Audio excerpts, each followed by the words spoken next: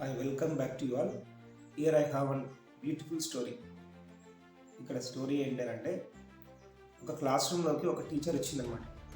వచ్చేటప్పుడు తన యొక్క వైట్ కలర్ చార్ట్ ఏదైతే ఉందో వైట్ కలర్ చార్ట్లో ఒక చిన్న స్మాల్ సర్కిల్ అనేది డ్రా చేసి తీసుకొని వచ్చిందనమాట. క్లాస్ రూమ్లోకి వచ్చి స్టూడెంట్స్ అందరినీ కూడా అడుగుతుందన్నమాట. స్టూడెంట్స్, ఈ చార్ట్లో మీకు ఏం కనిపిస్తుంది అని టీచర్ స్టూడెంట్స్ని అడిగిందనమాట. అడిగినప్పుడు స్టూడెంట్స్ అందరూ కూడా చార్ట్ని చూసి చెప్పారు, మేడం ఇక్కడ ఒక సర్కిల్ అనేది కనిపిస్తుంది, అది కొద్దిగా స్మాల్గా ఉంది, అది బ్లాక్ కలర్లో ఉంది అని వాళ్ళు చెప్పారు అనమాట. టీచర్ మళ్ళీ స్టూడెంట్స్ని అడిగిందనమాట, సరే మళ్ళీ చూడండి ఈ చార్ట్లో ఏం కనిపిస్తుందని మళ్ళీ అడిగిందనమాట. స్టూడెంట్స్ చూస్తూ మళ్ళీ వాళ్ళు అదే సమాధానం ఇచ్చారనమాట. మేడం మాకు ఇక్కడ ఒక సర్కిల్ మాత్రమే కనిపిస్తుంది, దీంట్లో ఒక సర్కిల్ మాత్రమే ఉంది అని వాళ్ళు సమాధానం ఇచ్చారనమాట. మేడం స్టూడెంట్స్ని చూసి, స్టూడెంట్స్ మీరు సరిగ్గా అబ్జర్వ్ చేయడం లేదు, మళ్ళీ ఒకసారి చూడండి అని థర్డ్ టైం కూడా వాళ్ళకి ఆ యొక్క చార్ట్ అనేది చూపించిందన్నమాట. స్టూడెంట్స్ అందరూ కూడా ఆ చార్ట్ని చూశారు. చూసి మళ్ళీ కొద్దిసేపు అయిన తర్వాత మళ్ళీ అదే సమాధానం ఇచ్చారు.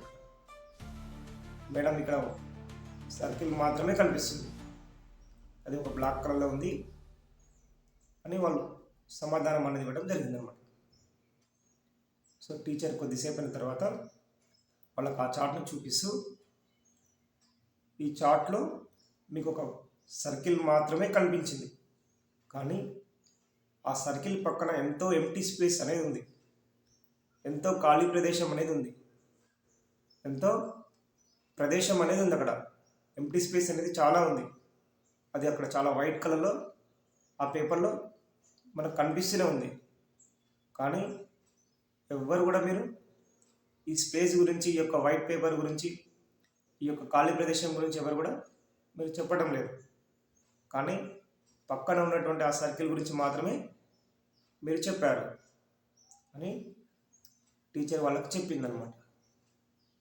అంటే వాళ్ళ కంటికి ఆ పక్కన ఉన్నటువంటి ఆ స్మాల్ సర్కిల్ మాత్రమే కనిపించింది, కానీ ఆ సర్కిల్ పక్కన ఉన్నటువంటి తెల్లని ప్రదేశం అనేది, ఎంటీ స్పేస్ అనేది ఎవరికి కూడా కనపడలేదన్నమాట.